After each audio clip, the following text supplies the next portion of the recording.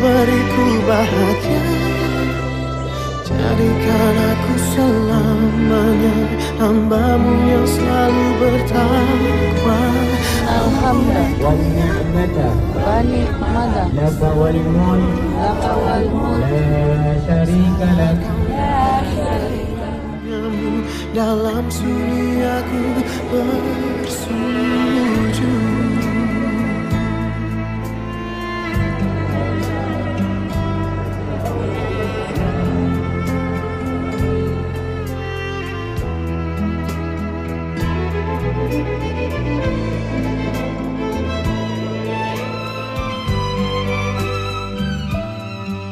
Abah, kesan-kesane umroh bareng SBC apa, Abah? Sangat menyenangkan, alhamdulillah berjalan dengan lancar, tertib yang saya salut.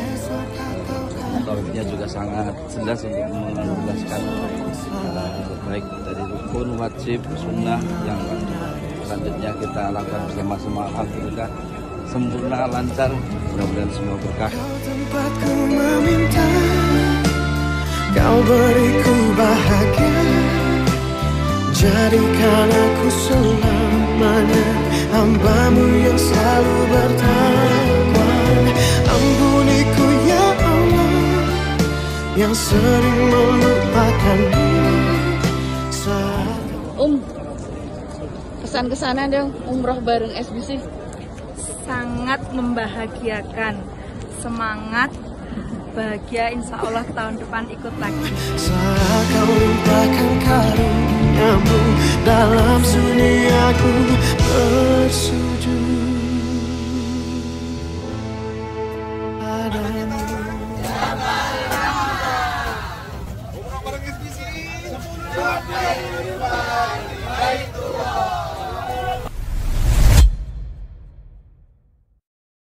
Assalamualaikum warahmatullahi wabarakatuh.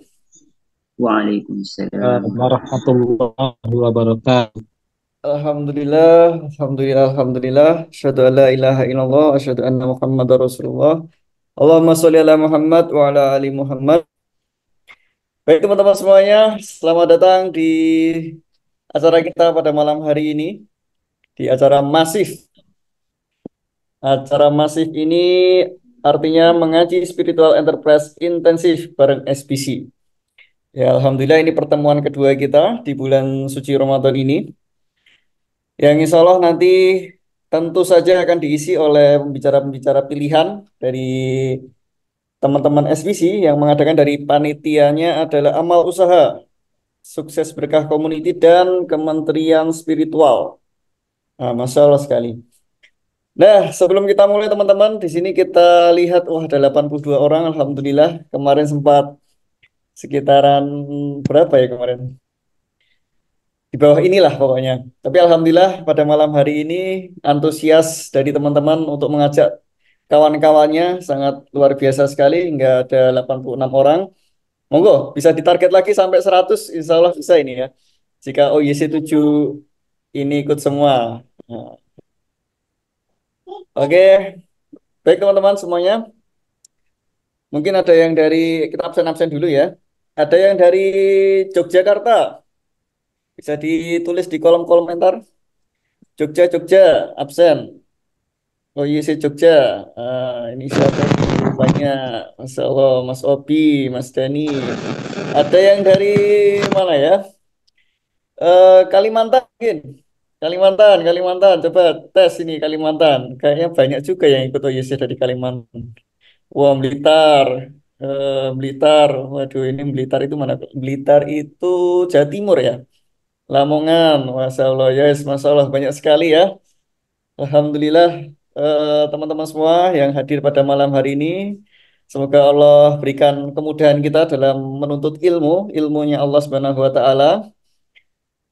Baik teman-teman semuanya, saya akan membacakan sedikit susunan acara pada malam hari ini. Yang pertama seperti biasa pembukaan, yang kedua nanti tilawah Quran, yang ketiga kita akan bacakan 3 karakter SBC, yang keempat ini acara inti, dan yang terakhir nanti penutup.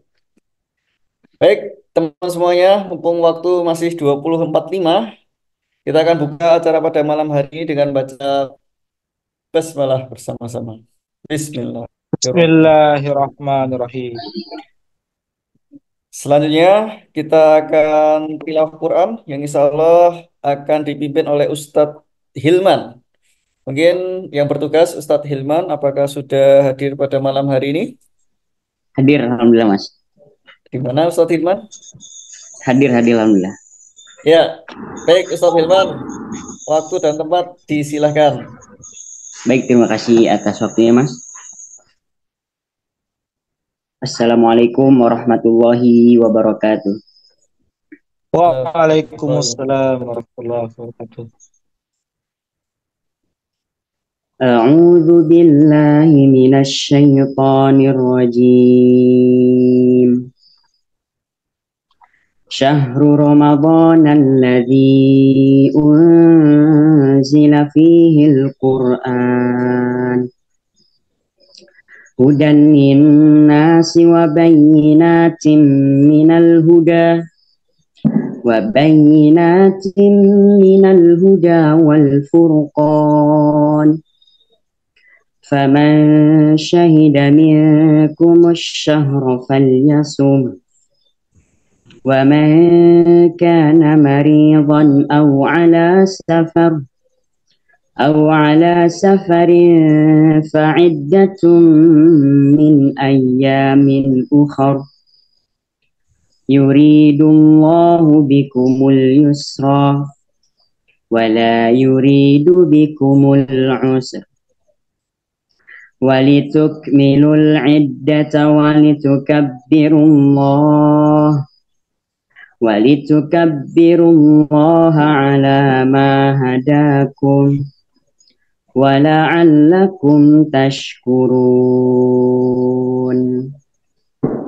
وإذا سألك عبادي عني فإني قريب أجيب دعوة الداع إذا دعان فليستجيبوا لي وليؤمنوا بي لعلهم يرشدون صدق الله العظيم. Assalamualaikum warahmatullahi wabarakatuh. Waalaikumsalam warahmatullahi wabarakatuh. Shadaqallahul adzim. Alhamdulillah, semoga Allah memberkati kita pada malam hari ini dengan bacaan Quran tadi, dan semoga Allah melipat gandakan pahala yang membacakan tadi. Amin. Selanjutnya teman-teman, kita akan membaca 3 karakter SBC seperti biasa. Mungkin operator dari Mbak Husnun bisa mempersiapkan slide-nya. Dan yang bertugas pada malam hari ini insya Allah akan dipimpin oleh Ustadz Fauzi. Kepada Ustadz Fauzi, apakah sudah siap? Siap, Mas. Siap ya, Ustadz Fauzi ya? Siap. Siap. Oke, monggo Ustadz Fauzi disilahkan. Bismillahirrahmanirrahim. Assalamualaikum warahmatullahi wabarakatuh. Waalaikumsalam warahmatullahi. Waalaikumsalam. Monggo silakan teman-teman ikutin kata-kata dari saya. 3 karakter SBC. 3 karakter SBC. Karakter pribadi. Berorientasi pada kesuksesan dunia dan akhirat.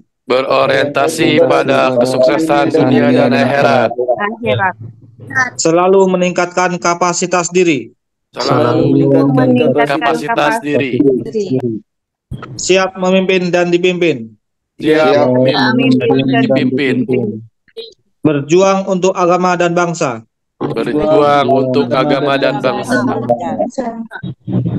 Karakter bisnis. Memastikan halal. Ahli dalam 4 pilar bisnis. Membiasakan berinvestasi. Hidup sederhana dan bersahaja. Karakter muslim. Al-Quran dan As-Sunnah menjadi acuan hidup.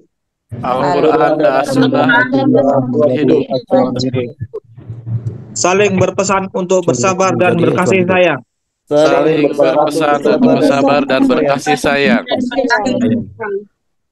suka berbagi dan empati, suka berbagi dan empati, disiplin mengeluarkan zakat, infak, dan sedekah.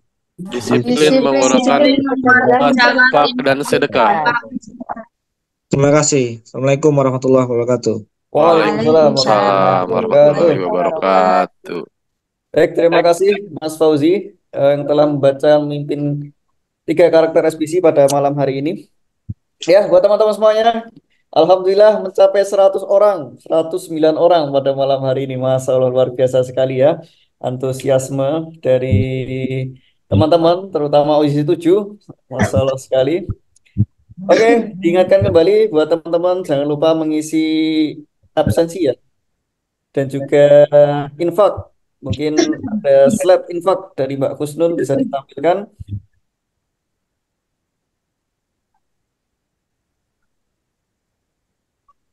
Nah, silakan teman-teman jika ingin berdonasi, berinfak ke Kementerian Amal Usaha dan Kementerian Spiritual, silakan bisa di-scan barcode yang ada di layar teman-teman semuanya. Kegiatan ini untuk mendukung acara-acara dari SBC, termasuk acara masih pada malam hari ini dan beberapa acara yang lainnya. Dan juga di sini teman-teman kita biasa ada program dari Kementerian Amal Usaha, yaitu program umroh bareng bersama SBC yang tadi mungkin tayangannya sudah ditampilkan oleh Mbak Kusnun di awal-awal tadi, dan mungkin kita bisa lihat kembali pada malam hari ini. Mbak Kusnun bisa diputarkan untuk umrohnya.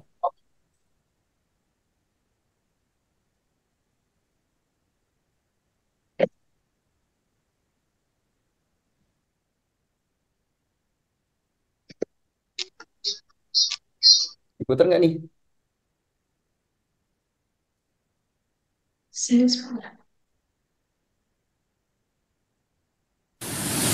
Nah ini dia, umroh bareng SBC. Tempatku meminta kau beriku bahagia, jadikan aku selamanya hamba-Mu yang selalu bertakwa.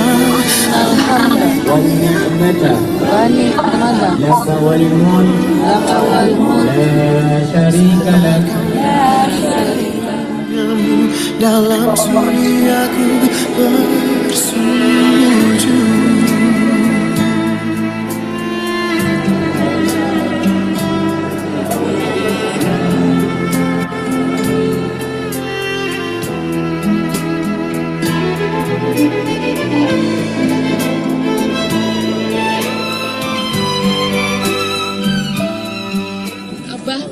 Kesan-kesannya umroh bareng SBC apa, Bah? Sangat menyenangkan, alhamdulillah berjalan dengan lancar, tertib, yang saya salut. Tauhidnya juga sangat jelas untuk menjelaskan baik dari rukun, wajib, sunnah yang selanjutnya kita lakukan bersama-sama. Alhamdulillah sempurna, lancar, mudah-mudahan semua berkah. Tempatku meminta kau beriku bahagia, jadikan aku selamanya hamba-Mu yang selalu bertakwa. Ampuniku ya Allah yang sering melupakanmu saat kesan-kesannya dong umroh bareng SBC. Sangat membahagiakan, semangat, bahagia, insya Allah tahun depan ikut lagi. saat kau limpahkan karunia-Mu dalam sunyiaku bersujud padamu.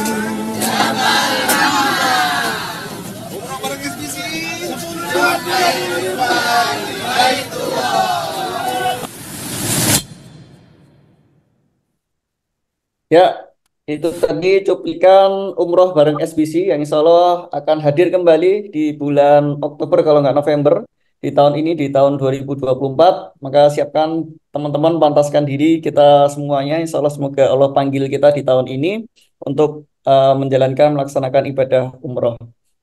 Yang insya Allah umroh bareng SBC ya. Oke teman-teman semuanya, untuk mempersingkat waktu, kita akan langsung ke acara inti pada malam hari ini, yang insya Allah akan diisi oleh Mas Itzam atau Ustadz Itzma MPD dan Mbak Lintang Dwi FST.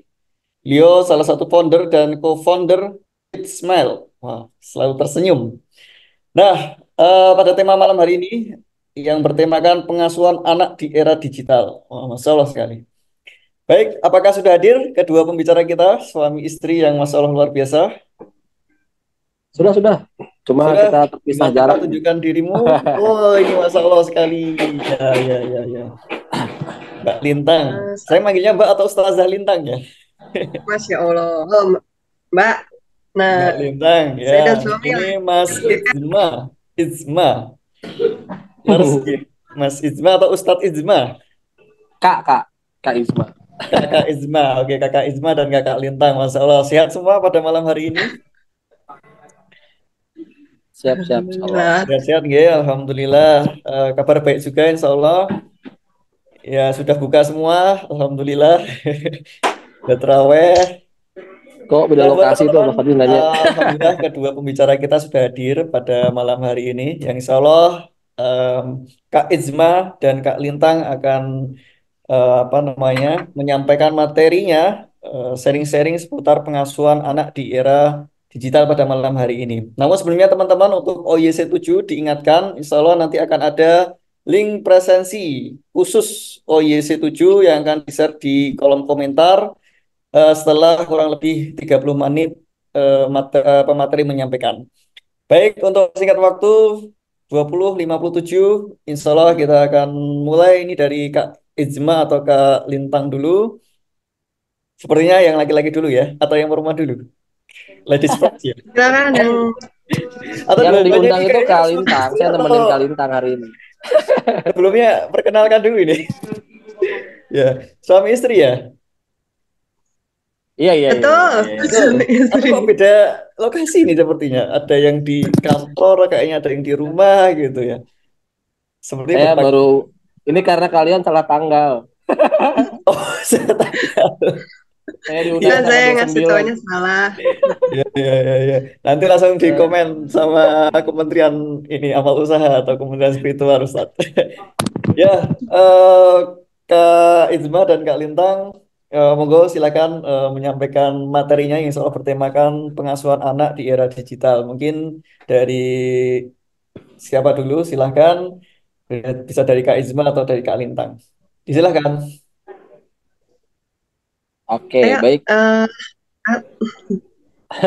Baik, terima kasih. Ini senang banget diundang sama teman-teman SBC gitu ya hari ini. Jadi diminta share tentang pengasuhan anak di era digital. Jadi malu sendiri sebenarnya gitu kan. Karena di sini lebih banyak yang lebih senior dan lebih expert dibandingkan kami gitu ya. Mungkin kita hari ini sharing aja kali ya apa yang kami kerjakan selama ini dan kemudian apa yang kami amati, terus kemudian ini mungkin juga jadi pengalaman pribadi gitu ya dengan anak-anak kami. Anak kami itu ada 3 gitu ya, 15 tahun, 13 sama 11 gitu. Dan kalau di di klasifikasi itu katanya mereka tuh gen alpha ya, bukan gen Z lagi, gen alpha. Yang gen alpha ini tuh bukan cuman mereka dari brojol juga mereka udah dari brojol juga udah kenal dengan digital gitu ya. Jadi kalau bercanda langsung difoto sama ayah bundanya gitu, langsung masuk story gitu kan. Jadi jangan-jangan ada yang lahirnya live gitu ya, live IG lahirannya gitu ya. Enggak sih, kayak gitu. Jadi dari mereka lahir tuh udah mereka hamil, di hamilnya lahir tuh mereka udah digital native gitu kan. Malah mereka jago banget, akan megang gadget mereka langsung bisa tahu caranya gimana operasinya kan dibandingkan ayah ibunya gitu. Malah sering kali mereka ngajarin kita kan tentang bagaimana mengoperasikan gadget kita gitu. Nah, apa tantangannya? Banyak tantangannya gitu ya. Jadi saya dulu pernah terlibat di dulu kan kalau kita membina anak-anak SMA gitu ya, SD, SMP dulu zaman dulu tuh selalu bilang begini, tantangan kita itu adalah apa, kalau di Muslim tuh gozul fikrnya tuh adanya tuh di ruang tamu kita gitu ya. Gozul fikrnya ruang tamu kita karena apa, invasi apa tuh 4P ya, 4F, fashion, food, apa gitu. Itu tuh lah ya. Itu ada di apa, di ruang tamu kita, ruang tengah kita karena televisi. Zaman kita sekarang, anak kita sekarang invasinya nggak cuma ruang tamu, kamar-kamar anak-anak masing-masing gitu ya. Jadi kita nggak dalam genggaman ya. Dalam genggaman mereka semua gitu. Dan itu kan jadi challenging buat kita gitu ya. Bapak ibunya masih tertatih dengan digital, apa dengan digital, anak-anak tuh udah berlari gitu. PR banget kan gitu kan. Nah, dari itu juga banyak juga nih temuan-temuan yang sebenarnya jadi menarik gitu. Jadi kalau sedikit saya cerita gitu ya, anggap teori dulu lah ya, udah banyak. Tapi saya temuan gini, satu pertama, anak-anak ini tuh mereka tuh sangat apa ya, sangat well information. Bukan well, justru mereka well met ya, apa tenggelam informasi banyak banget. Jadi kadang-kadang tuh anak-anak tuh suka nanya dengan hal-hal yang, ayah ini tuh apa sih? Kamu tahu dari mana? Aku lihat di IG gitu, aku lihat di YouTube gitu kan. Kebayang nggak kalau mereka mempunyai informasi yang begitu berlimpah, tapi mereka tidak bisa mengolahnya, mereka nggak bisa memilahnya, mereka tidak bisa untuk memilih mana informasi yang benar, yang salah, mana informasi yang itu layak buat mereka, mana yang belum, iya kan? Terus kemudian anak-anak ini tuh kemampuan literasinya rendah. Jadi karena mereka terbiasa dengan gadget yang itu pendek gitu ya, dan video dan gambar, mereka tuh kalau disuruh baca panjang-panjang tuh masalah tuh. Gak kuat gitu. Jadi masalah kan? Kenapa? Karena gini. Jadi saya ingat banget. Jadi dulu tuh ceritanya saya ngajarin anak-anak itu tentang bagaimana mencari ayat Quran di menggunakan ini apa, indeks ayat Quran. Pernah tahu ya, ayah bunda ya, tahu kan? Terus ajarin tuh gini loh caranya. Temanya apa? Oh, temanya tentang buah-buahan. Jadi cari yuk di indeksnya, buah-buahan itu di mana? Oh ya udah, buat buah-buahan. Terus kemudian baca buah-buahan. Apa tuh ayatnya, dibaca sama mereka segala macam. Dibaca kan? Terus oke, dari apa yang kamu baca apa artinya? Oh, artinya ini. Oh, dari arti itu menurut kamu apa tuh makna buah-buahan dalam Al-Quran? Kan dia berpikir tuh, dia apa, dia cari, dia baca, dia pahami, baru kemudian dia menyarikan itu dalam dalam sebuah ide atau informasi baru kan. Nah sekarang klik, jadi kemudian ingat banget tuh saya, jadi pas saya ngajarin mereka itu, tiba-tiba anak saya yang pertama Gaza itu minjem HP kak neneknya. Mbah, pinjem dong HP mbah. Terus dia tinggal googling langsung bilang, ini ya tuh udah ketemu tuh ayat tentang buah di semuanya, tinggal baca gitu dia bilang. Itu sekian tahun lalu ya, mungkin ada kayak 5-6 tahun lalu kayak ini ya. Nah sekarang lebih edan lagi gitu ya, pakai chat GPT gitu kan. Apa pokoknya tinggal tinggal kasih prompt, tinggal kasih perintah, keluar tuh semua tugas mereka gitu. Ya anak ini nggak belajar karena tidak memahami sebuah konteks, tidak belajar sesuatu. Itu tuh yang saya dapetin tuh. Terus kemudian konon katanya mereka daya juangnya rendah gitu ya. Karena semua serba mudah kan, gampang semuanya gitu, dengan digital. Mereka tuh tidak pernah merasakan pain gitu, yang panjang, sehingga mereka tidak punya apa, gridnya rendah gitu ya kalau kata ini. Jadi daya juangnya tuh kurang oke gitu. Makanya kan isu-isu mental health tuh jadi laku ya zaman sekarang gitu. Dikit-dikit toxic gitu ya. Ya, coba ayah-ayah bunda nih, para pengusaha nih, ngerasain nggak anak-anak Gen Z yang dimarahin sedikit sama bosnya langsung bilang toxic gitu ya. Nah itu lebih parah lagi anak itu zaman sekarang tuh ya, yang mereka tuh begitu.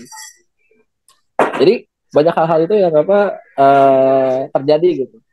Challenge-nya itu. Jadi anak-anak ini yang penuh dengan banyak sekali informasi gitu kan banyak PR akhirnya kita orang tua untuk mendampingi mereka gitu ya.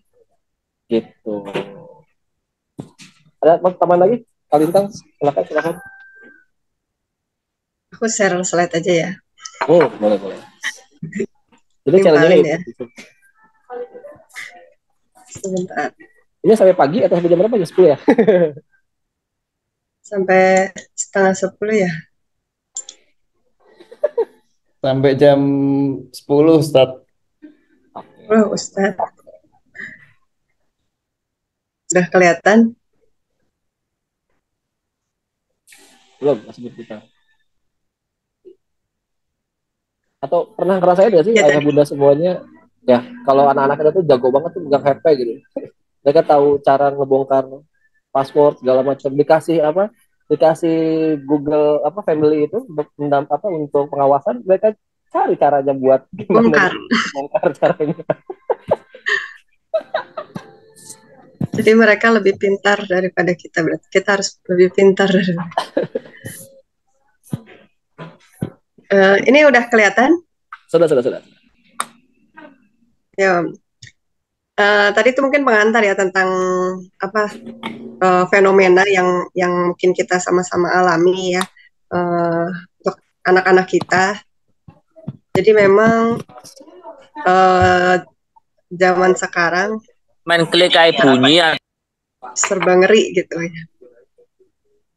Sebentar, gimana caranya? Coba enek.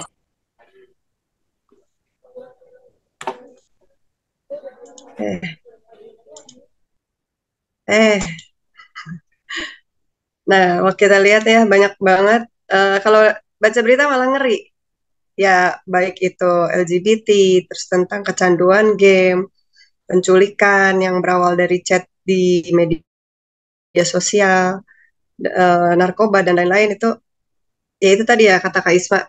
Sekarang tantangannya itu bukan cuma di luar gitu, tapi bahkan di dalam genggaman anak-anak kita. Dan ya itu buat saya, buat kita semua itu ngeri banget gitu ya. Nah, sebenarnya itu tanggung jawab siapa sih? Gitu ya.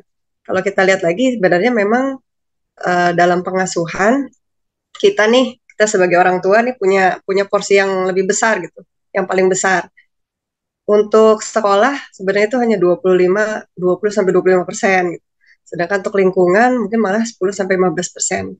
Tapi di rumah nih, bagaimana pengasuhan orang tua ini bisa berpengaruh sampai 60%. Jadi kalau lingkungannya buruk tapi si anak ini punya sudah terbentuk di rumah, insya Allah itu dia punya apa istilahnya ya, imunitas gitu. Jadi dia bisa memilah mana yang bisa dia ikutin, mana yang tidak, mana yang dia akan ikutin, mana yang tidak, seperti itu.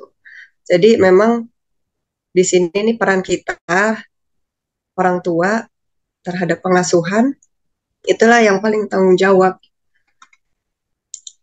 Dan memang kalau kita lihat di ayat ini kewajiban kita ya. Saya bacakan sedikit ya. Wahai orang-orang yang beriman, pelihara dirimu dan keluargamu dari api neraka yang bahan bakarnya adalah manusia dan batu.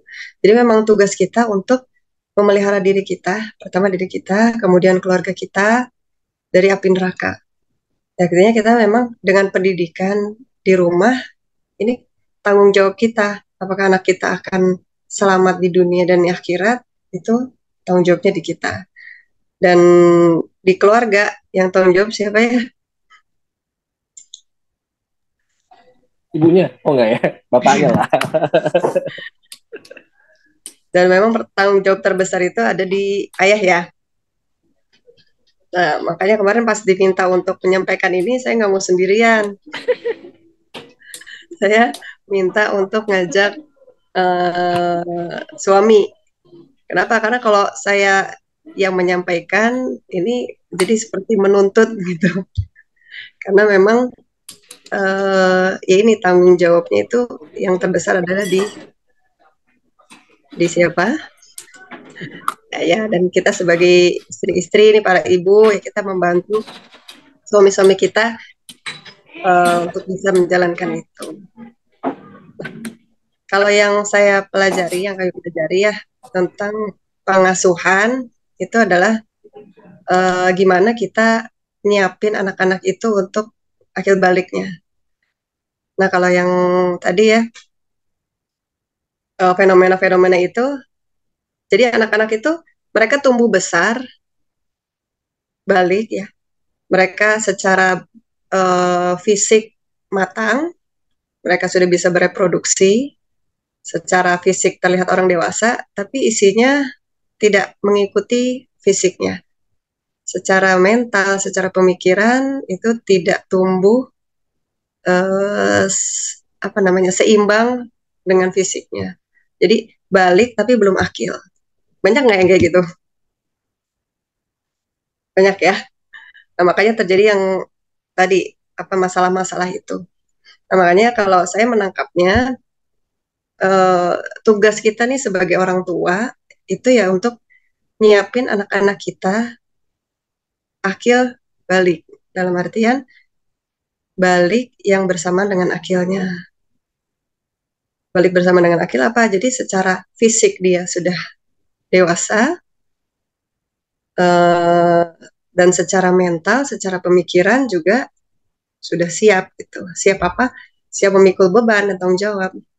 Karena kan anak-anak itu ini ya sebenarnya mereka belum wajib. Contohnya aja untuk syariat ya. Anak-anak itu kan tidak dibebankan beban syariat. Tapi ketika balik, maka beban syariat itu ada. Dan saat balik, anak-anak ini udah bukan lagi anak-anak. Kedudukan mereka itu di mata Allah udah sama ya kayak kita ya. Sama-sama memikul dosa. Kalau misalnya buat salah, kalau misalnya berbuat kebaikan, dapat pahala. Nah ini kan yang kasihan ya, kalau misalnya anak-anak sekarang ini apalagi ya, baliknya cepat ya. Ada yang anak 9 tahun sudah balik. Kemarin Filan tuh umur berapa ya? 10 ya? 10 tahun sudah balik gitu. 11. Oh iya. Oh ya. Bahkan ada yang lebih muda dari itu gitu. 8 tahun masih SD kelas 2 dia sudah balik. Dalam artian kan bukan sekedar secara fisiknya aja yang dia matang, bukan sekedar mimpi basah, bukan sekedar datang bulan. Tapi dalam syariat berarti dia harus sudah siap memikul beban. Sudah siap dengan beban. Bebannya apa sih? Ya beban syariat, sholat itu beban, puasa tuh beban. Ya. Dan ya kalau sudah dewasa akhirnya ya sudah dia sudah siap untuk bertanggung jawab. Nah ini nih yang kita nih sebagai orang tua yang perlu menyiapkan itu.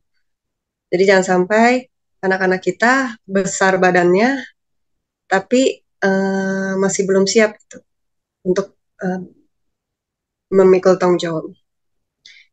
Makanya sebenarnya dalam Islam nggak ada kata-kata remaja ya.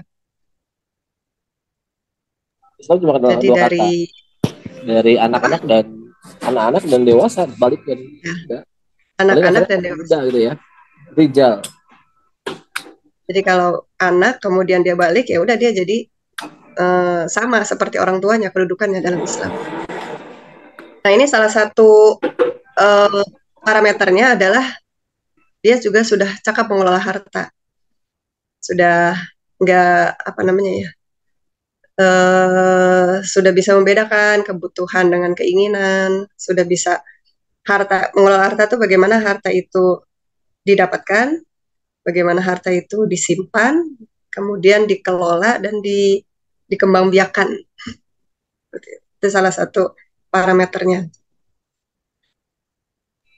Udah siap belajar BRM lah ya. Oh udah. Berarti itu udah itu mungkin jadi salah satu itu ya kurikulum. Pas balik ikut OYC gitu ya. Iya, udah ada yang ikut OYC. Sekarang OYC 7 ada yang ini 17 tahun. Kemarin OYC 6 ada ya. Nah, mungkin lanjutan nggak? Oke. Nah, akhirnya kan sebenarnya dari kali itu kita tuh terlupa ya bahwa anak-anak itu dia punya tahapan perkembangan. Jadi kalau kami ya di Kids Foundation atau di PAUD itu selalu bilang bahwa sebenarnya di semua jenjang usia itu ada tugas perkembangan. Nah, itu tuh karena tipikalnya berbeda, maka cara mendampinginya berbeda. Kira-kira kayak gitulah ya. Jadi makanya PR-nya adalah bagaimana sih sebenarnya kedua orang tua itu bisa terlibat dari 0 sampai 2 tahun sampai dia nantinya dewasa gitu. Nah ini diambilnya tuh dari ini. Jadi angka-angka ini muncul di Quran ya atau di hadis. Di 2 tahun itu usia penyusuan. Ada kan yang menyebutkan 2 tahun. 7 tahun itu ketika apa disebutkannya? Mulai ajarkan sholat. Perintah sholat. Kemudian di 10 tahun itu ada perintah untuk memisahkan kamar dan memukul anak ketika dia sudah meninggalkan sholat. Ini usia prabalik. Kemudian 15 tahun itu adalah batas anak balik. Kalau misalnya dia masih belum mimpi basah atau belum halangan, kalau udah 15 tahun itu dia sudah dianggap balik. Jadi kami membaginya seperti ini usia-usia. Nah, lanjutkan. Nah, yang sering kita lupa juga bahwa sebenarnya dari setiap usia ini peran kedua ayah dan ibu itu penting gitu. Bukan cuma ibu aja. Misal contoh dalam menyusui misalnya ya. Saat menyusui dalam kondisi awal-awal kelahiran bayi gitu ya. Kan selama ini kan selalu berpikir bahwa 0-2 tahun itu ibu yang paling berperan. Ya betul, tapi juga ada peran ayah di sana. Kenapa? Jadi gini, 0-2 tahun itu adalah fondasi. Jadi dalam tugas perkembangan itu 0 tahun itu fondasi. Jadi kalau fondasinya itu tidak anjing, tidak matang, maka nanti kedepannya susah tuh untuk kejar ketinggalannya. Di 0 sampai 1 tahun itu kan masa-masa istilahnya adalah namanya trust dan distrust kalau dalam periode perkembangan ya. Yang itu tuh dia jadi gini, kalau saat 0 sampai 1 tahun itu, 0 sampai 2 tahun itu ayah ibunya terlibat, ayah ibunya support dengan baik, secara emosi tercukupi, secara attachment bagus, maka si anak-anak ini akan merasa bahwa dunia itu dunia aman buat dia gitu. Dia percaya bahwa orang di sekitar dia itu akan bantu dia, akan support dia gitu. Ketika dia nangis, ada ayahnya datang menggendongnya. Ketika dia, karena gini, ini teorinya gitu. 0 tahun itu kan dia nggak usah ngapa-ngapain, betul ya? Dia ngompol, pipis, dia kan nggak bisa ganti tanah sendiri, gitu kan? Dia butuh bantu orang lain. Nah, dia haus, dia butuh minum, dia nggak bisa minum sendiri, dia butuh dibantu lagi. Nah, jadi ketika dia merasa butuh bantuan dan itu ternyata kalau di teorinya itu dia seakan-akan bahwa dia itu kayak tenggelam. Dia kalau dia langsung tenggelam, dia tenggelam dan itu tuh butuh bantuan orang lain. Nah, ketika ayahnya terlibat, ketika ibunya terlibat, dia nangis, dia terlibat, kita bantu dia, maka dia akan merasa bahwa dia diselamatkan. Nah, kebayang ya. Jadi ketika dia butuh bantuan, dia tahu bahwa di dunia ini tuh akan ada bantuan datang gitu. Dia akan percaya bahwa ada saudaranya, ada keluarganya yang support dia, sehingga dia akan memandang dunia itu tempat yang aman buat dia. Dia percaya bahwa dunia itu tempat yang aman buat dia.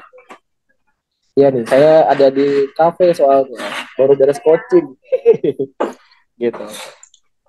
Nah, kebayang ya, ayah bunda ya. Jadi PR itu sebenarnya bagaimana akhirnya si anak-anak ini tuh butuh fondasi yang kuat situ. Jadi fondasi emosi, fondasi fisik segala macamnya.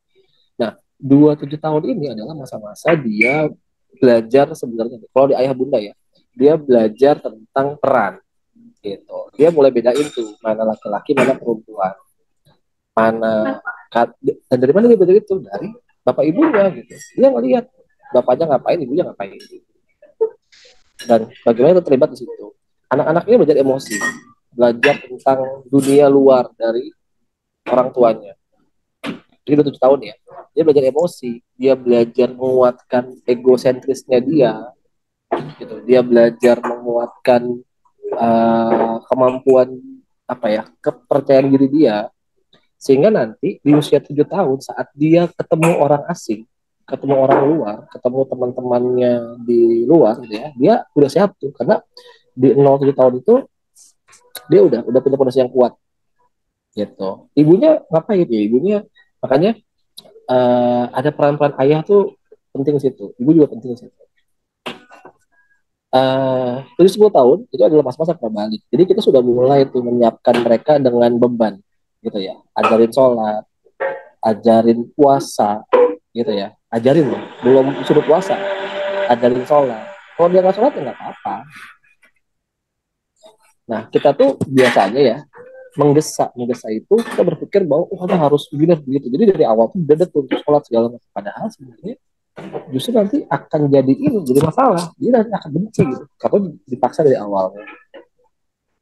Nah terus 10 tahun ada persiapan dia balik. Baru 10 tahun ini kita mulai itu persiapan dia balik. Dia sudah jadi kalau dulu belajar sama Ustaz Budi Asyari tentang hukuman gitu ya.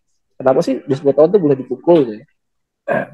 Justru pukulan itu adalah langkah terakhir dari kesekian banyak langkah di depan yang harus kita kerjakan supaya anak sholat gitu. Nah kan kita kebalik ya, mukul di langkah pertama gitu. Jadi kita nggak pernah ngajarin, kita nggak pernah mendampingi, kita cuek bebek, ujuk-ujuk pas dia sholat dipukul, ya salah gitu. Banyak kayak gitu sampai dia akhirnya siap untuk menerima peran. Dan di sini tuh kedua bapak ibu itu penting kan, karena kalau dia nggak seimbang nanti akan akan nggak beres pasti. Jadi kalau saya mendampingi anak tuh saya tuh bisa tahu nih anak-anak yang bapaknya nggak terlibat, saya bisa tahu ibu nggak terlibat, itu kelihatan dari tingkah lakunya dia, dari cara dia membangun bonding, cara dia membangun attachment gitu kira-kira ya. Ada lagi tambahan kali bang? Apa tadi ya? Panjang nih. Iya. Saya kalau dari sekolah saya bakal panjang, jadi disingkat-singkat aja ya, bakal panjang banget soalnya. Iya, itu aja. Oke. Ya, jadi di semua fase ini ayah dan bunda ini keterlibatannya gitu. 0 sampai 2 mungkin tambahin ya. Itu memastikan anak itu tercukupi kebutuhan fisiknya. Ya, baik itu makanannya, pakaiannya gitu nyaman. Kemudian juga pelukannya gitu. Gitu. Jadi ini kalau tadi mungkin keterlibatan kedua orang tua nih gimana kita ini sejak awal terikat sama anak kita gitu. Sehingga nanti ketika mereka kenal dengan yang lain, mereka tahu mana harus pulang gitu. Ya. Jadi di usia 10 tahun, 15 tahun itu, nanti kan di usia remaja itu anak-anak ini akan namanya bentrok nilai, bentrok values. Dia akan melihat nih values mana yang diikutin. Contoh begini lah, dia gaul sama teman-temannya yang merokok gitu kan ya kan. Nah kalau values temennya lebih dekat ke dia, maka dia akan merokok gitu. Tapi kalau values keluarganya lebih kuat, ayahnya nggak ngerokok dan lebih dekat sama dia nggak akan ngerokok gitu. Jadi values itu yang akan dipegang sama dia. Nah ini menarik juga kali Tang. Jadi itu dari teman-teman ya. Jadi ketika dulu kita menggali misi hidup kami berdua gitu ya. Misi hidup kami berdua itu dulu kenapa sih kami fokus bicara tentang ASI gitu ya, MPASI gitu ya. Terus aku banyak ngobrol tentang attachment, tentang perkembangan, tentang tentang stimulasi gitu ya. Jadi kita belajar bahwa ini pernah kebayang gak sih kita pengen bicara tentang generasi muslim yang kuat, kita pengen bicara tentang pemuda muslim yang kokoh gitu ya, tapi sakit-sakitan gitu karena waktu bayinya nggak dapat ASI, nggak dapat kecukupan gizi yang cukup, waktu usia dininya tidak dapat stimulasi yang cukup. Jadi ketika dia dewasa ya nggak berkembang dengan optimal gitu, gizinya kurang. Jadi gimana mau perang kalau stunting gitu kan ya. gitu kan kerasanya begitu lah. Dan oh iya ya, kalau kita nggak berjuang di isu itu, yang terjadi adalah nanti kita akan mempunyai sebuah generasi gap gitu, generasi yang yang secara stimulasi jelek, secara gizi buruk gitu. Terus kemudian bapak ibunya abai dengan dengan perkembangannya dia. Terus mau gimana? Kita berharap Indonesia emas 2045 gitu. Kalau kalau begitu ya, kita berharap bahwa nantinya akan ada generasi muslim yang kokoh dan kuat di masa depan gitu. Bayang ya, ayah bunda semuanya ya. Nah, apalagi sekarang kemudian yang terjadi gini. Balik lagi tadi, ketika ayah bundanya terlibat dengan kuat dalam perkembangan itu, maka anak akan punya tempat buat cerita. Anak akan punya tempat buat mengkonfirmasi semua informasi yang dia terima. Kebayang nggak? Contoh gini, tadi dia dapat informasi sesuatu di internet, dari di IG atau TikTok atau YouTube segala macam. Ketika informasi itu tidak sesuai dengan nilai-nilai yang dia ada selama ini, maka kan ada bentuk nilai itu. Maka dia akan punya tempat bertanya yang tepat. Siapa? Orang tuanya. Kalau dia nggak sungkan, beda kalau misalnya orang tuanya nggak terlibat, dia akan nanya ke temennya atau nanya ke orang yang dia percayai. Jadi ada prinsip gini. Ini prinsip semua orang itu hanya akan cerita ke orang yang dia percaya. Itu rumus lah sebenarnya. Jadi kalau saya sebagai pelayar terapi itu, ya itu dipakai bahwa kalau saya pengen intervensi anak, saya butuh dapetin trustnya dia gitu. Tapi dalam hubungan relasi sehari-hari, kita harus percaya bahwa orang itu hanya akan cerita ke orang yang dipercaya. Dan ketika dia merasa aman dan nyaman cerita sama dia. Jadi kalau dia nggak aman dan nyaman, nggak akan cerita tuh. Nah, kebayang nggak anak kita tuh dapat informasi aneh-aneh di segala macam, dan dia nggak merasa aman dan nyaman untuk ke kita gitu.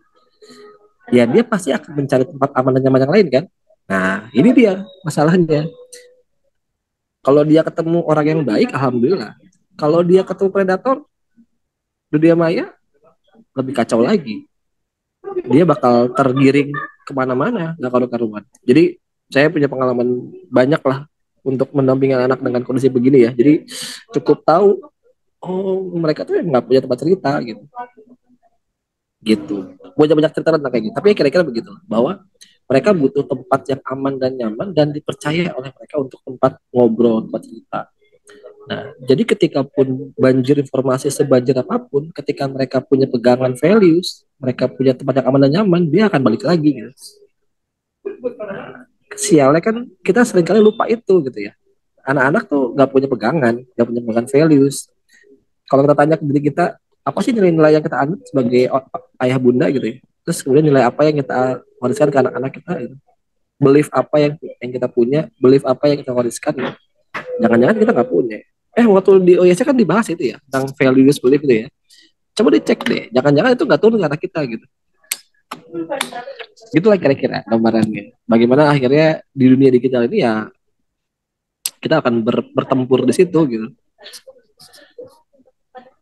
Oke, mungkin praktisnya ya. Jadi gimana tuh supaya kita bisa dipercaya, gimana supaya kita tuh lebih menarik dari gadgetnya anak-anak. Ayah bundaku lebih menarik dari gadgetku. Ini mungkin yang sharing yang sudah beberapa yang kami lakukan yang dalam rangka menguatkan ikatan gitu sama anak-anak. Yang pertama yang pasti ya belajar bersama alam. Dulu waktu saya awal punya anak di anak pertama, itu kan lagi senang-senangnya tuh belajar parenting kayak gitu ya. Terus ada tuh yang metode simulasi kayak gitu. Jadi anak tuh jangan sebut. Misalnya nih nuang. Jadi kita nyiapin baki, terus kita anak ini diajarin untuk menuang ke sini bolak-balik kayak gitu. Montessori. Nah, semacam itu gitu. Dulu saya pikir anak tuh belajar kayak gitu. Jadi memang kita harus menyiapkan supaya dia bisa belajar. Ternyata apa yang disediakan alam itu jauh lebih lengkap dan lebih menantang, lebih menarik. Apa yang saya siapkan waktu itu di baki-baki itu gitu. Ternyata itu kalau kita ajak anak ke alam, kita jalan aja misalnya di depan rumah, itu sudah tersedia. Gitu. Jadi ternyata kalau kita sekedar ajak anak keluar, insya Allah belajar bersama alam. Kemudian yang kedua ya, beragam aktivitas. Jadi kita ajak anak untuk merasakan berbagai macam aktivitas yang mungkin bisa dilakukan gitu ya. Jadi macam-macam gitu. Jadi kalau jalan Sabtu Minggu ya jangan cuma ke mall doang gitu. Cobain melakukan ini. Jadi anak tuh nyobain dari mulai uh, snorkeling, manjat tebing, apalagi tuh, atau cuma trekking, kayaking gitu ya. Cobain aja semuanya gitu. Kayaking.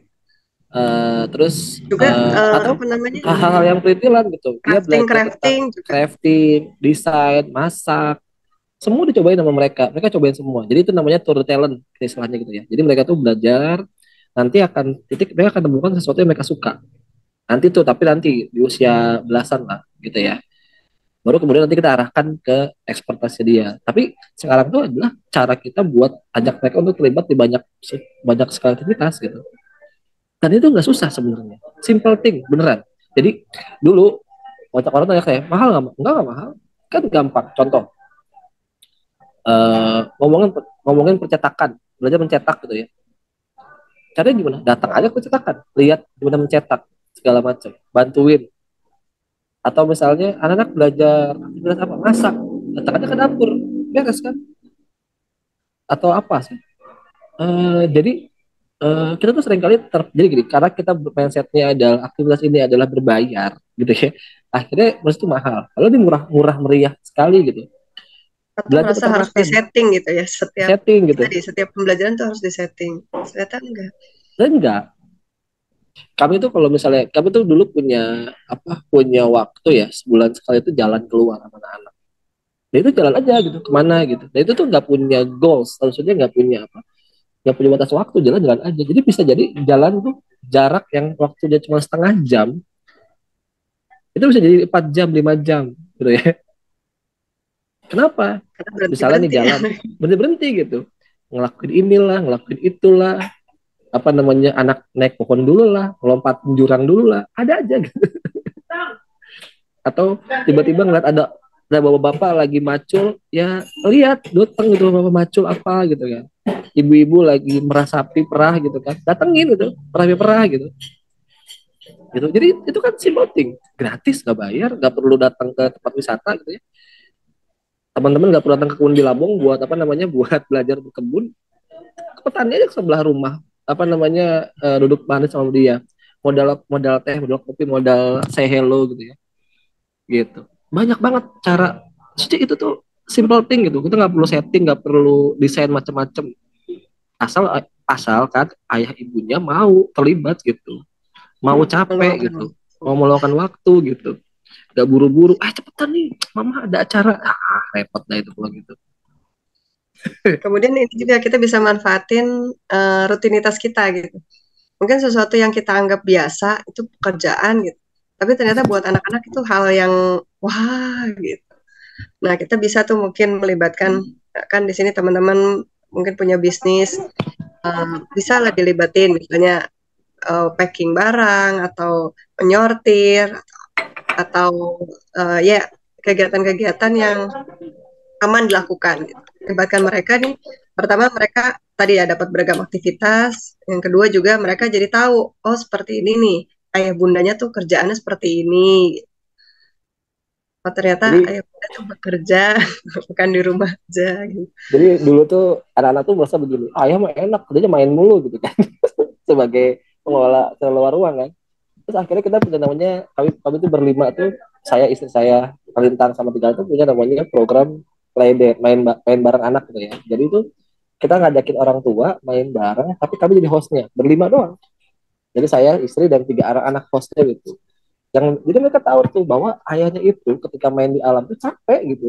Harus siapin permainan, harus siapin lokasi gitu ya. Kadang-kadang kehujanan karena nyiapin alat. Mereka tahu bahwa oh ayah tuh main itu capek gitu. Kerja juga itu, bukan senang-senang juga gitu. mereka harus nyiapin apa, motongin craft, motongin petunjuk jalan yang apa. Ini mereka terlibat di situ gitu. Mereka tahu bahwa oh ternyata ayah tuh kagak cuma apa, walaupun kerjanya main tuh bukan main tuh sebenarnya gitu. Kemudian yang terakhir ya belajar dari teladan. Jadi ya memang parenting itu adalah merubah diri sendiri, bukan merubah orang lain ya, bukan merubah anak, tapi sebenarnya itu mendidik diri sendiri. Jadi apa yang kita lakukan itu yang akan dikerjakan anak. Mau kita ngomongnya gimana, tapi yang kita lakukan beda, ya anak akan ngelakuin apa yang kita lakuin. Gitu lah kurang lebih. Mungkin itu aja sih. Ada lagi nggak ya? Iya, tadi aku bilang tadi bahwa values itu ya apa namanya diturunkan gitu. Dan values itu diturunkannya ada dua hal, disadari maupun disadari. Jadi ada yang disadari dan diturunkan ke anak kita, ada yang nggak disadari. Nah, PR-nya adalah kita sadar nggak untuk menurunkan values itu, gitu, nilai itu, gitu sih sebenarnya. Terus kemudian tadi akhirnya gitu ya. Tapi saya cuma bilang gini sih sebenarnya, bahwa setiap zaman tuh tantangannya masing-masing. Jadi saya pernah di ceritanya dulu tuh anak-anak tuh kan naik angkot ya kalau ke sekolah gitu ya. Karena naik angkot ke sekolah. Terus kemudian ada beberapa orang tua bilang ke saya gitu, Kak, bukannya beresiko ya naik angkot karena di apa namanya banyak predator di luar itu ya, segala macam, banyak preman segala macam. Saya bilang ke mereka, eh, resiko itu setiap dari dulu juga ada gitu. Contoh ya, mungkin teman-teman pernah dengar robot gedek. Robot gedek itu dulu predator anak-anak. Itu waktu saya kecil. Dan robot gedek itu dia melakukan aksinya itu dekat rumah saya di negara gitu. Jadi sebenarnya ada itu di situ gitu. Jadi tapi tahu sekarang itu jadi lebih aware karena kan sudah banyak apa ya, sudah banyak informasi gitu ya. Jadi kita bisa tahu itu. Dan lu juga ada sebenarnya. Tapi kan nah sekarang PR-nya adalah bukan kita jadi takut, tapi bagaimana menyiapkan mereka gitu.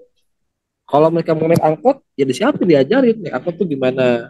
Kalau ketemu orang lain tuh gimana. Kalau misalnya apa, anak tuh protes ya. Kenapa sih kita naik angkot tuh ya? Teman-temannya dianterin, kita punya mobil, kita punya motor gitu kan, punya karyawan tuh kan bisa antar jemput gitu kan.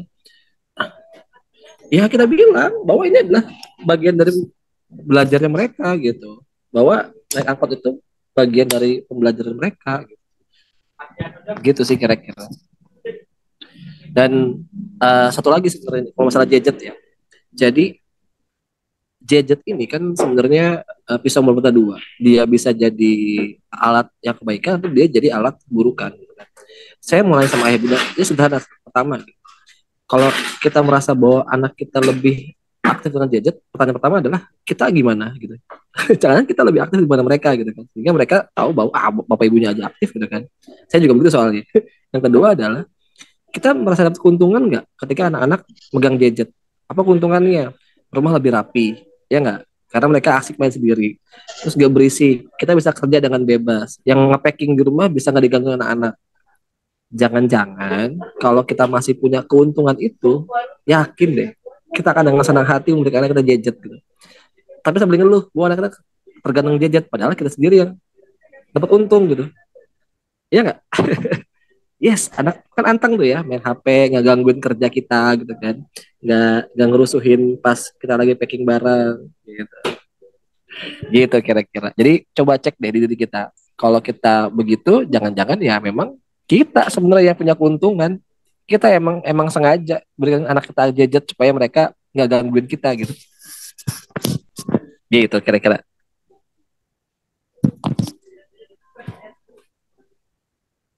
Cukup kali ya. Cukup. Ya, Masya Allah. Luar biasa sekali. Saya berikan plus buat pembicara kita pada malam hari ini. Baik, teman-teman semuanya, Alhamdulillah sekian materi tadi yang mengajarkan banyak sekali agar bagaimana anak-anak kita lebih lebih dekat dengan kita daripada dengan gadgetnya. Nah, mungkin dari teman-teman yang pada malam hari ini ingin bertanya, bisa ditulis pertanyaan-pertanyaannya di kolom komentar dan diingatkan buat teman-teman OYC 7, One Year Coaching 7, bisa mengisi absensi yang sudah ada di kolom komentar ya.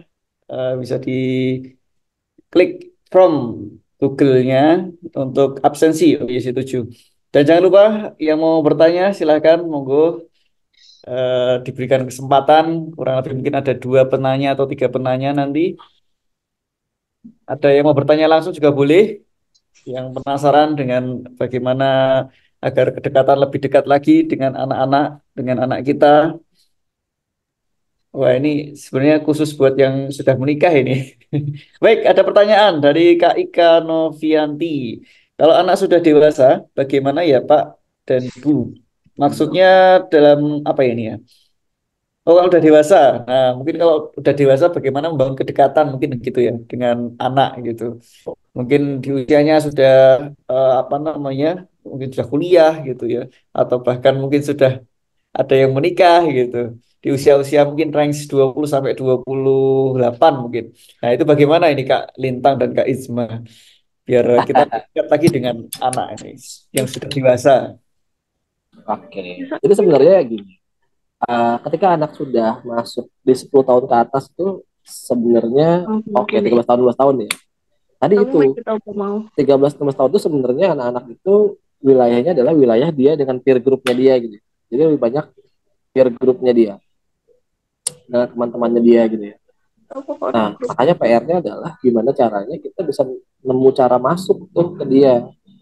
Saya nggak tahu ya, karena kan saya kenal anak ibu gitu kan. Tapi kalau ibu kenal sama anak ibu, itu tahu ya anak kira-kira kalau mau ngobrol sama dia caranya gimana ya. Saya ingat pernah coaching seorang ayah gitu ya. Itu ada family coach, terus family coaching dia cerita anaknya itu akhirnya tau nggak apa yang terjadi. Jadi dia itu akhirnya karena anaknya kecanduan gadget, kecanduan main PS, dia beli PS, dia akhirnya ikut main PS sama anaknya. Nah, waktu main PS itulah dia ngobrol bareng sama anaknya gitu. Ngobrol bareng sama anaknya, ngobrol main bareng dengan PS, main bareng, terus kemudian dari ngobrol itulah dia akhirnya bisa masuk dunia anak itu gitu. Dan kemudian bisa ya lebih dekat lagi gitu. Jadi gitulah kira-kira. Jadi PR-nya adalah kita cari celah apa yang dia suka, apa yang dia minati untuk bisa terlibat sama dia. Nah, tapi harus sadar bahwa di usia itu peer group lebih kuat dibandingkan orang tuanya. Makanya kita nggak bisa dominasi gitu. Jadi kita pengen kita jadi bro lah, jadi bronya dia lah. Gitu. Jadi bro atau sisternya dia, bukan jadi ayah bundanya gitu. Gitu. Jadi lebih apa ya? Jadi ruang dia lebih banyak dibandingkan kita mendominasi ruang geraknya dia gitu. Makanya jangan dominan di situ gitu. Gitu sih. Terus saya pengen ngomong sederhana nih. Saya beberapa kali Saya beberapa kali membantu kasus geng motor di Bandung gitu ya. Dari pola yang saya dapetin itu adalah anak-anak geng motor ini tuh kenapa dia tambah kacau karena di rumahnya ditolak gitu. Nah, ditolak ini adalah ini tuh apa ya? Ini tuh tak di apa ya? Bukan tak dirasa. Nggak dirasa oleh semua orang gitu. Sorry. Jadi si bapak ibu itu tidak merasa menolak anaknya, tapi dia ditolak. Kenapa? Kan ekspresinya kelihatan, cara bicara kelihatan segala macamnya. Nah, ini PR juga nih, bagaimana akhirnya kita menerima dulu anak kita apa adanya, kemudian bisa masuk sama dia gitu. Jadi di rumah ditolak, ketika dia sama geng motornya kan dia diterima kan. Apapun masalah lu sini sama gue gitu. Gitu. Sedangkan ketika sama bapak ibunya ditolak gitu. Karena merasa bahwa anak ini salah bla bla bla bla bla bla. Dan itu terlihat dari ekspresi, dari gestur, dari cara ngomong dan sebagainya. Dan pola itu yang sama dari pola bagaimana rekrutmen terorisme, rekrutmen narkoba, rekrutmen geng motor. Itu mirip ini pola rekrutmennya. Gitu. Kebayang ya Bu ya, jadi bro lah, jadi teman main lah, teman yang menyenangkan yang buat dia, yang nggak dominan. Ya, Masya Allah. Insya Allah menjawab ya dari Kak Ika Novianti pertanyaannya. Oke, selanjutnya masih ada beberapa penanya lagi ini Kak Ijma dan Kak Lintang. Saya akan bacakan dari Kak Eri dari Bandung. Kalau anak sudah terlanjur kecanduan gadget, gimana? Terutama kecanduan game. Untuk usianya ini kurang tahu usia berapa. Mungkin di range 13 sampai 16 juga mungkin. Monggo Kak Ijma. Atau Kak Kak Lintang mau jawab dulu atau gimana? Ya, coba jawab ya. Kalau kenapa kecanduan? Karena memang buat game itu memang didesain biar yang main itu kecanduan. Dibuat leveling gitu, bertahap, dan setiap level itu tantangannya lebih gitu. Jadi anak itu akan ngerasa, duh ini udah berhasil nih, habis ini harus ke level berikutnya. Terus dia berhasil, dia akan meningkat lagi kan, seperti itu. Nah makanya itu bikin kecanduan. Nah mungkin salah satunya yang bisa dilakukan ya, cari kegiatan yang menarik gitu, yang bisa mengalihkan dia. Gitu mungkin ya. Yang apa namanya, yang sifatnya seperti itu juga, leveling gitu. Apa namanya? Tantangannya berlevel, meningkat, dan itu juga bisa menantang. Mungkin itu ya. Kata Mas Fadli, orang tua juga canduan game. Itu siapa ya suka ngajakin ngadu PS tuh kalau ketemuan kalau KPB. Iya, jadi sebenarnya gini,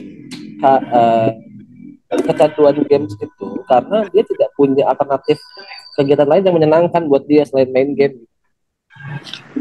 Gitu. Tadi, karena dia nggak punya ragam aktivitas tadi gitu. Jadi anak saya Gaza itu sama suka main game. Wah, itu kalau main game bisa bablas gitu kan. Tapi ketika dia tuh suka trampolin ya. Jadi dia buat trampolin. Makanya dia senang ikut di di semacam klub trampolin gitu kan. Itu kalau di trampolin dia bisa Senin sampai Jumat tuh. Senin sampai Minggu lagi di trampolin tuh, pulang sekolah dia main trampolin sampai malam sama teman-temannya. Terus kemudian aktivitas dengan cara dia gitu ya, lompat segala macam ya, karena dia punya pilihan itu gitu. Karena dia itu kecanduan karena dia tidak punya pilihan lain, dan juga kita nggak punya batas gitu. Jadi kita mau nggak punya batas, kita mau nggak narik dia, kita mau nggak punya rules di rumah gitu ya, yang itu dia aturan itu ditepati oleh semua orang gitu. Kalau itu nggak ada, bablas pasti. Gitu sih. Ya, jadi lumayan juga ya kalau kita lihat itu anak-anak sekarang ini banyak sekali kan yang nongkrong kadang-kadang di pinggir jalan, kemudian mereka main dengan gadgetnya sehingga mereka nggak tahu di lingkungan sekitar itu sedang ada terjadi apa gitu. Kadang-kadang ada miris juga. Oke. Tapi ini loh, aku pengen ini. Jadi aku mempelajari, aku mengamati anakku yang pertama ini. Yeah. Kan dia main game Mobile Legends. Terus aku amati, kok aku jadi ngerasa bahwa sebenarnya games ini bisa jadi adalah salah satu cara generasi mereka untuk ngobrol gitu. Jadi aku kan suka ngeliatin, Kak main sama siapa Kak? Main sama ini sama teman-temannya gitu. Itu ngobrol gitu, sambil ngobrol sambil ini gitu. Oh bisa jadi begitu. Mungkin zaman kayak dulu tuh main karambol bareng gitu kan ya. Sekarang mereka main Mobile Legends bareng kan gitu kan sebenarnya gitu kan. Zaman dulu tuh kita main Monopoly gitu ya kayak. Apa? Iya, jadi di sisi itu jangan-jangan emang itu cara mereka buat ngobrol. Karena saya yang ketiga itu si Bagas itu seneng banget tuh ngajakin kita main game bareng di HP gitu ya. Ya main ini yuk, main apa yuk gitu. Jadi jangan-jangan jadi itu juga bisa jadi cara mereka untuk berkomunikasi dengan umurnya dia gitu. Iya kan, bocor FF gitu. Tapi tadi ya PR-nya adalah tadi sih sebenarnya dia main sama siapa. PR adalah dia main sama siapa gitu. Gitu sih kira-kira. Ya, baik. Insya Allah menjawab dari pertanyaan dari Kak Eri tadi dari Bandung. Selanjutnya ada pertanyaan selanjutnya ini Lia Eli. malam. Sebetulnya sekali melibatkan anak-anak dalam pekerjaan sehari-hari, tapi kadang kesabaran setipis tisu. Wow. Bagaimana caranya agar bisa lebih sabar melibatkan anak dalam pekerjaan sehari-hari?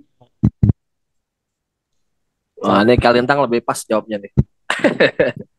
Yang pertama, kalau misalnya mau melibatkan pekerjaan sehari-hari atau di mungkin di bisnis kita, pastikan siap gagal gitu. Jadi jangan berikan dia pekerjaan yang itu bisa menimbulkan cost atau bikin kerugian lah gitu ya. Jadi kalau misalnya atau cost-nya kecil gitu ya, nggak besar gitu, pasti ya, ada cost-nya. Gitu. Yang kedua ya turunkan ekspektasi.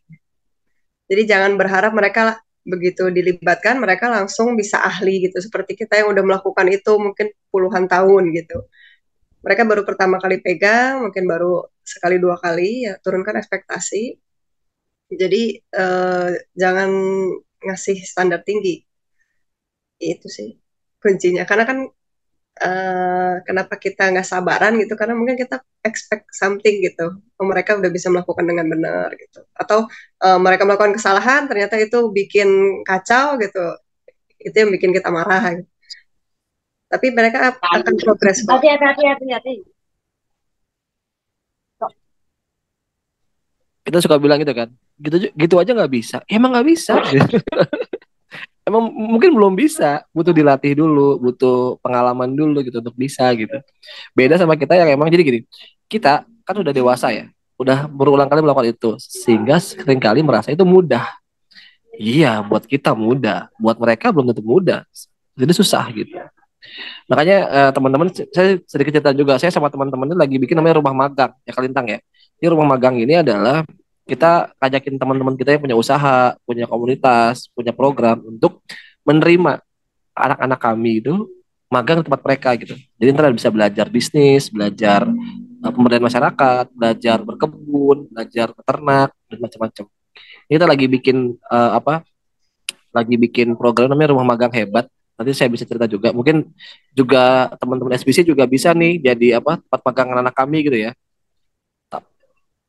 Jadi biar mereka belajar juga dengan banyak aktivitas dan lain-lainnya. Gitu. Ya, oke. Terima kasih. Mungkin masih ada 2 penanya lagi. Ya, tapi waktu kita sudah mendekati closing statement. Nah, mungkin ada sedikit closing statement dari Kak Ijma dan Kak Lintang pada malam hari ini untuk teman-teman serta Zoom kita pada malam hari ini.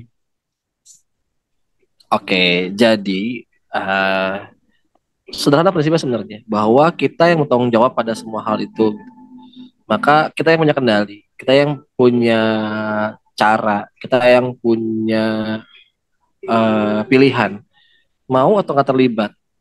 Ingat-ingat aja bahwa anak-anak kita tuh hisapnya kita gitu. Kita akan hisap untuk itu semua gitu. Allah tuh nggak akan nyalahin gadget, Allah tuh nggak akan nyalahin yang lain.